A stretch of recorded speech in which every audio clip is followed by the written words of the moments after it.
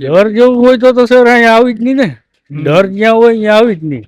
હવે આવડી મહેનતે માલ પકાવેલો માલ છે, અત્યારે કોઈ મારા દીકરાનો ભરોસો નથી કરતો, બિલકુલ, ત્યારે ઈ માલ અહીંયા મૂકીને વહી જશે ભાયા વગર, અને અહીંયા આવશે તો રહેવાનું જમવાનું એની જવાબદારી અમારી. હું વર્ષો વર્ષ આવું અહીંયા જ આવો. હા, વર્ષો વર્ષ મારા પપ્પા અહીંયા આવતા, હું અહીંયા આવું. ઓહો.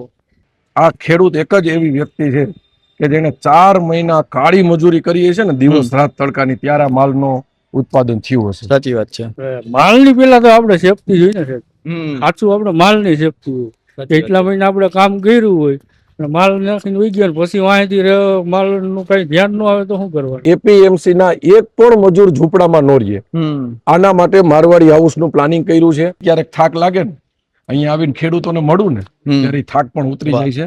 આ એપીએમસી અમારું મંદિર છે ને ખેડૂત અમારા ભગવાન છે. અને જમવાનું કેવું મળે છે? જમવાનું ઘર કરતા સારું.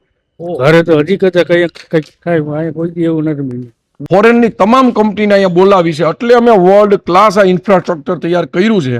એના મૂળમાં એ છે કે આને કાળી મજૂરી કરીને 4-5 મહિના મહેનત કરીને જ્યાં માલ પકાવ્યો ને, એમાં 400-500 રૂપિયા વધારે મળી જાય ને, તો આનો આત્મા રાજી થાય ને, તો એ અમારા માટે થઈ જાય. તો જે રીતે આપણે ખેડૂત સાથે વાત કરીએ અહીંયા આવતા, ને હવે શ્રમિકો પણ ઘણા બધા છે, આપણે જોઈએ છીએ, ને શ્રમિકોને અમે પૂછ્યું ને 7-7 વર્ષથી અહીં કામ કરે છે. તો અલ્પેશભાઈ, એનું શું કારણ છે કે આ શ્રમિકો છે આટલા વર્ષોથી અહીં કામ કરે છે, તો શું સુવિધાઓ આપવામાં આવે છે? શા માટે શ્રમિકો અહીં રોકાઈને રહે છે?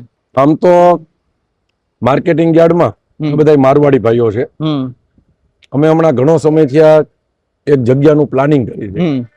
આ લોકોને અહીંયા બીજી બધી જ સગવડતા મળે છે, પાણીની, રહેવાની, આ તે. પણ અમને ફરતા ફરતા ધ્યાનમાં આવ્યું કે મારવાડી ભાઈઓ અત્યારે પાછળ અમારી છેલ્લી લાઈન છે ને એપીએમસી ની, ત્યાં ઝૂંપડામાં રહીએ છે. આ લોકોએ કોઈ અમને ક્યારેય રજૂઆત નથી કરી. અમે અત્યારે બોર્ડમાં એક પ્લાનિંગ કર્યું છે કે આખો દિવસ રાત મજૂરી કરે અને થાયકા ફાયકા જાય, અને ચોમાસું હોય, ઉનાળો હોય, તડકો હોય, ટાઈટ હોય, વરસાદ હોય, તો આ લોકો અત્યારે રહેશે ઝૂંપડામાં પાછળ, અને ત્યાં એની રસોઈ બનાવીને એ લોકો જમીન રહે છે. અમે અત્યારે માર્કેટિંગ યાર્ડમાં હમણાં એક ઠરાવ કર્યો છે આ મજૂર ભાઈઓ માટે. એ રાજસ્થાનથી પોતાનું વતન છોડી અને અહીંયા પોતાની રોજીરોટી કમાવા માટે, પેટ ભરવા માટે, પરિવારની અચોડ જાળવણી કરવા માટે અહીંયા આવે છે.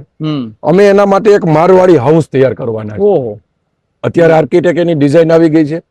આ મારવાડી ભાઈઓને ત્યાં મોટું સરસ બિલ્ડિંગ હોય, ચોમાસું હોય તો એને અગવડતા ન પડે, શિયાળામાં ઉનાળામાં એને અગવડતા ન પડે, ત્યાં એમનું એક અલગથી રસોડું બનાવવામાં આવશે. મારવાડી ભાઈઓ માટે અહીંયા લાઇટ, પંખા ની બધી વ્યવસ્થા કરવામાં આવે, એટલે મોબાઈલ ચાર્જિંગમાં સારું રહે. આ રીતે મારવાડી હાઉસ બનાવી અને એપીએમસી ના એક પણ મજૂર ઝૂંપડામાં ન રહે, આના માટે મારવાડી હાઉસ નું પ્લાનિંગ કર્યું છે.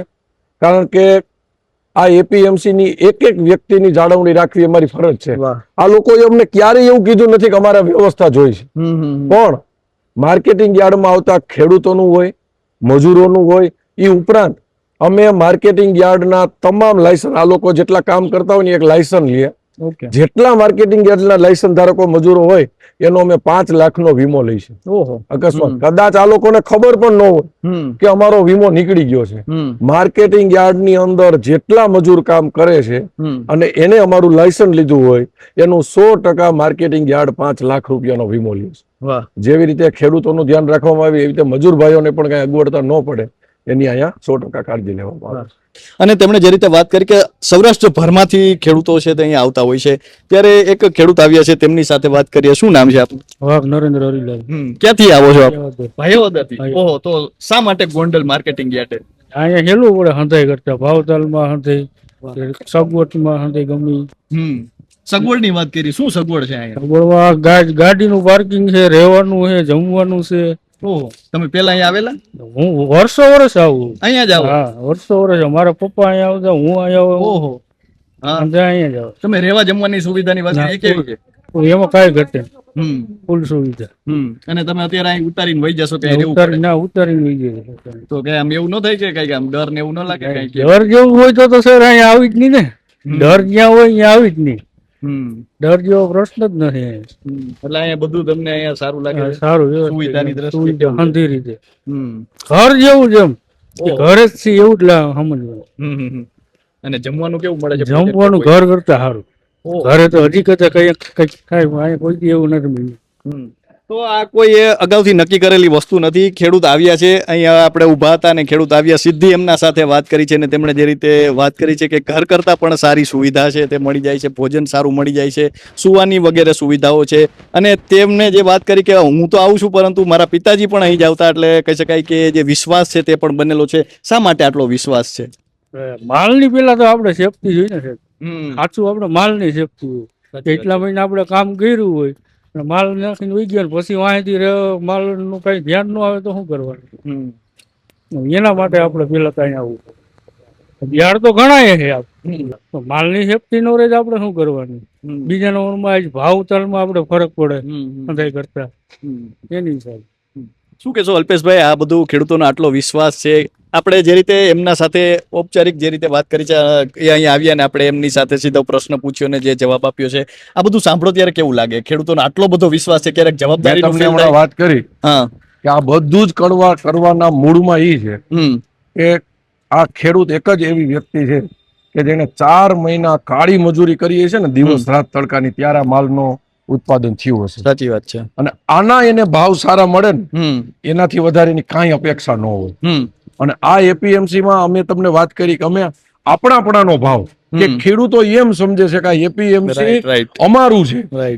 હવે આવડી મહેનતે માલ પકાવેલો માલ છે, અત્યારે કોઈ મારા દીકરાનો ભરોસો નથી કરતો, ત્યારે એ માલ અહીંયા મૂકીને વહી જશે ભાયા વગર, અને અહીંયા આવશે તો રહેવાનું જમવાનું એની જવાબદારી અમારી. અને અહીંયા મેં તમને વાત કરી કે ખેડૂત અમારો ભગવાન છે, ખેડૂત અહીંથી હસતા હસતા જાય, એનાથી વધારે અમારી કોઈ અપેક્ષા ન હોય. હજી આને એક્સપોર્ટ તરફ લઈ જાય છે, ફોરેનની તમામ કંપનીને અહીંયા બોલાવી છે, એટલે અમે વર્લ્ડ ક્લાસ આ ઇન્ફ્રાસ્ટ્રક્ચર તૈયાર કર્યું છે. એના મૂળમાં એ છે કે આને કાળી મજૂરી કરીને 4-5 મહિના મહેનત કરીને જ્યાં માલ પકાવ્યો ને એમાં 400-500 રૂપિયા વધારે મળી જાય ને, તો આનો આત્મા રાજી થાય ને, તો એ અમારા માટે થઈ જાય. આ જવાબદારીનો ભાર લાગે છે ક્યારેય? જવાબદારીનો ભાર નથી લાગતો. જિલ્લા ભાજપ પ્રમુખ તરીકે ક્યારેક થાક લાગે ને, અહીંયા આવીને ખેડૂતોને મળું ને, ત્યારે થાક પણ ઉતરી જાય છે.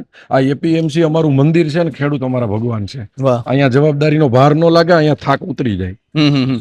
તો જે રીતે આપણે વાત કરી છે, ખેડૂત સાથે વાત કરી, અલ્પેશભાઈ જે રીતે વાત કરી, કદાચ આ ખેડૂતોનો પ્રેમ છે, કદાચ આપણે પણ આ રીતે ખેડૂતો પ્રત્યે ભાવ દાખવતા થઈ જઈએ, ખેડૂતો પ્રત્યે જે એક માન સન્માનની જે લાગણી છે અને તેને વિકાસ સાથે જોડી દઈએ તો દરેક વસ્તુ શક્ય બની શકે છે. અને ગોંડલ માર્કેટિંગ યાર્ડે હંમેશા સાબિત કર્યું છે, ખાંડાની ધાર પર ચાલીને સાબિત કર્યું છે, અને ફરી છે એ નવા આયામો સર થઈ રહ્યા છે. તો હાલ બસ આટલું, ફરી મળતા રહીશું વાત ગુજરાતી પર.